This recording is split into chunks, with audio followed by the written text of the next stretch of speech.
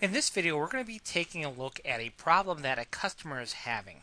And what they're wanting to do, apparently, is add some stones to the outline of this object. So this is the artwork that we were sent. And this is a good example of certain things that you'll come across as you're working in CorelDRAW, as you're working with EasyStone. You'll get these weird error messages that really don't tell you much of anything. And so you're kind of left guessing what to do. So that's why I wanted to do this video demonstration. So what they were wanting to do was add stones to the outline.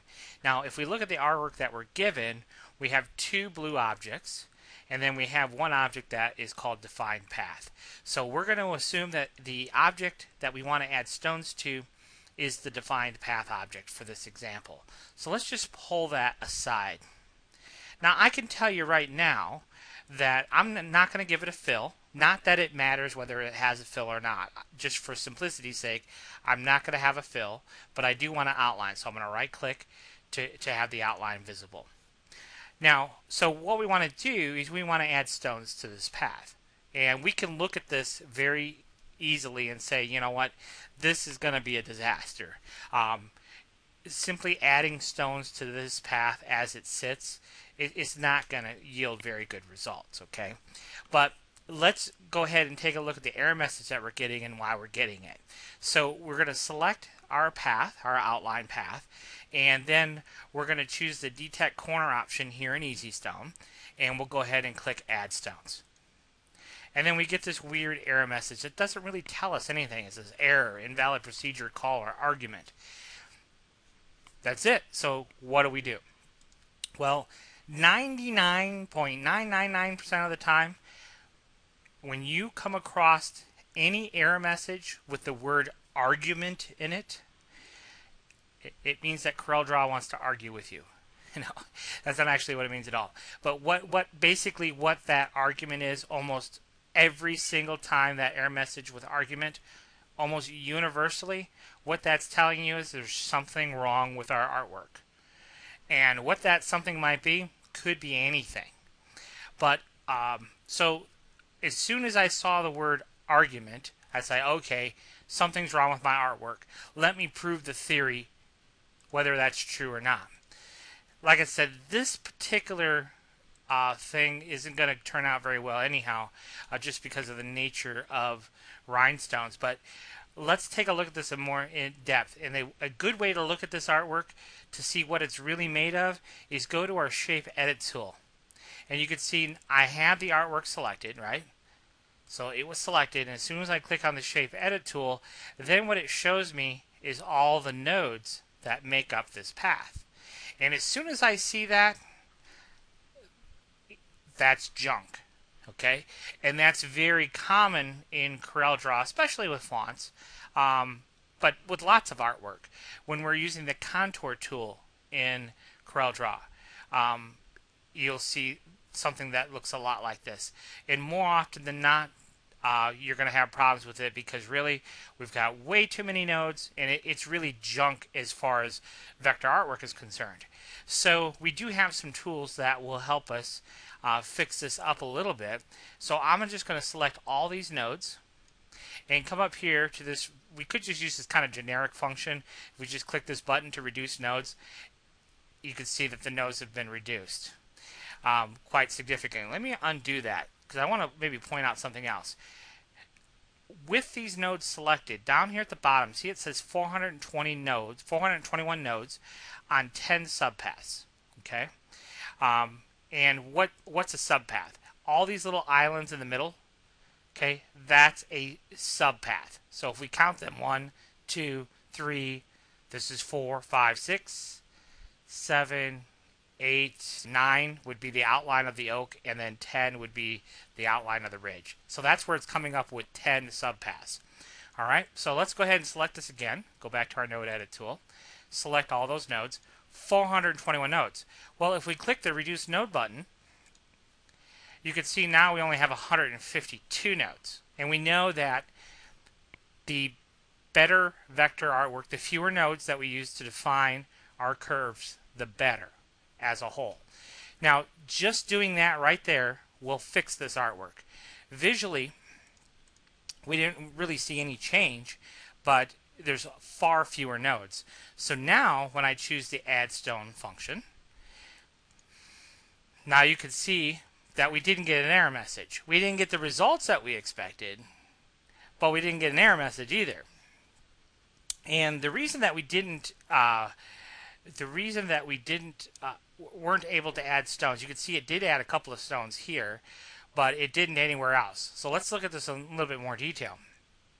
So like this curvature right here, you can see that's one line now. If I pull this apart, that's one line.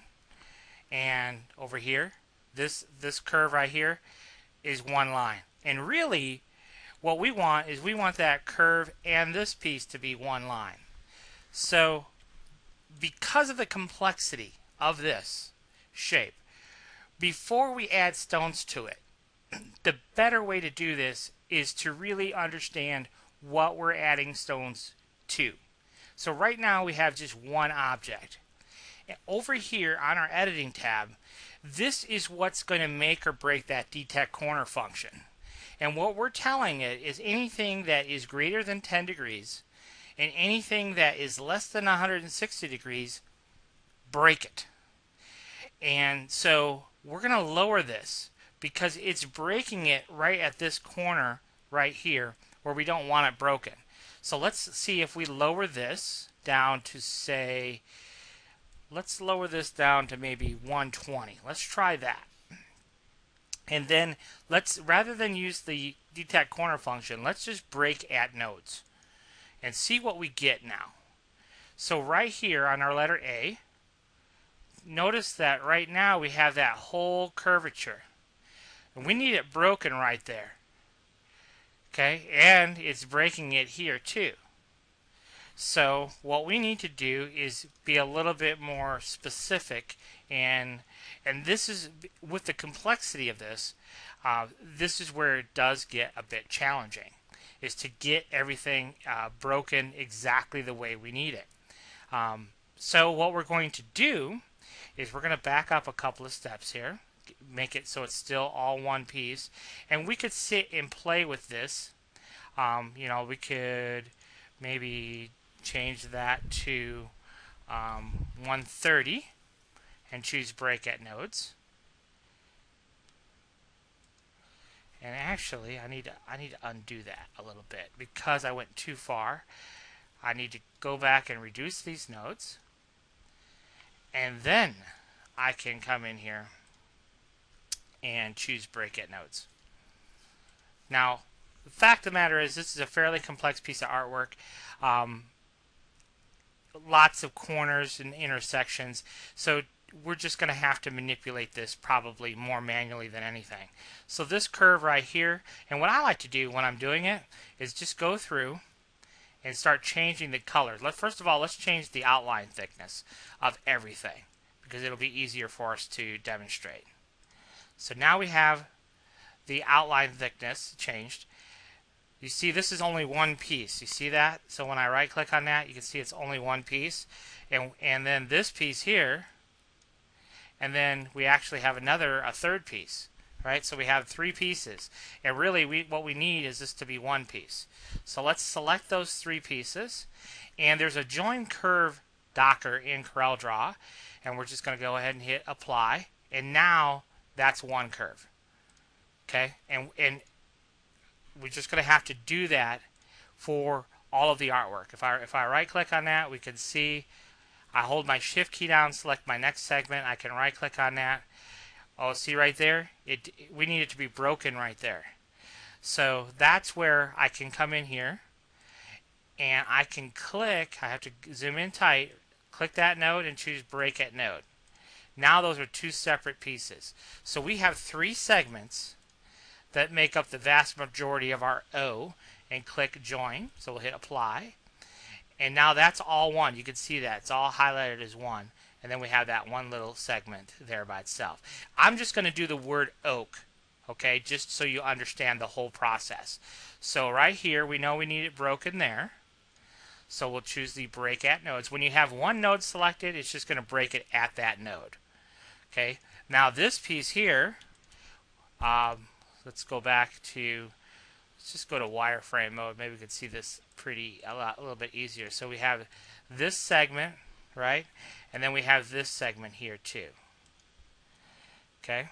So we'll go ahead and choose apply, and you can see that now that's all one like we need it. This piece is obviously one piece. This little piece down here is one piece. This piece right here is one piece. This piece right here, if I move it, you can see it's all one piece. So that's good. Let's check out this curve is all one piece. Now this curve is not. See, now all this is all actually one. So what we need to do is we need to come in and modify this. We need it broken right there. Break at nodes. We need it broken right there. Break at nodes. We need it broken right there. Break at nodes. So this piece right here is actually two segments. So we're going to join that to one. So now you can see that is all one segment. We got a little tiny segment here, but that's okay because EasyStone's just going to ignore that anyhow. And let's take a look at the rest. That one's good. That one's good. That one's good. And we're back to the beginning. So our word oak is now properly refined. Okay. So now when I come in here and add stones to it, we don't really want to use detect corners. That's why I usually use the Alt key. When I do want to detect corners, I'll usually use the Alt key with add stones rather than remembering to turn that off, because if we had that turned back on, everywhere where we join the curves together, it would turn around and break them back apart again if we had that detect corner function turned on.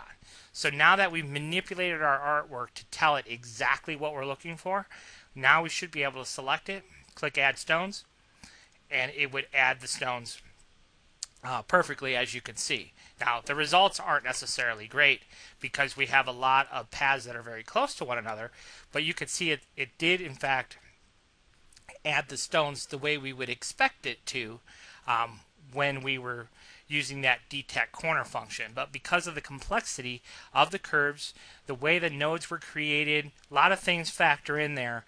That's how we get a perfect result. Like I said, it's not a very usable one, and in the default state, we'd still have to go back and do quite a bit of editing. But that's just the nature of the beast. But you could see at every tiny little corner, that stone is perfectly centered. That's what that detect corner function does. So you can see at every single corner, we have a stone right there, dead center, all the way around. And then we just have to go in and manipulate the stones so we don't have our overlapping ones. But hopefully that better explains what happens when you come across those weird error messages. It's not really a problem with EasyStone. EasyStone is just telling you, CorelDRAW is just telling you, hey, I don't know how to process this curve. And anytime you see text like this and doing rhinestones, you just have to cringe because it's a very complex thing going on to make it right. So hopefully that better explains some of the things that you might come across and how to go about fixing them if you do. Thanks for watching.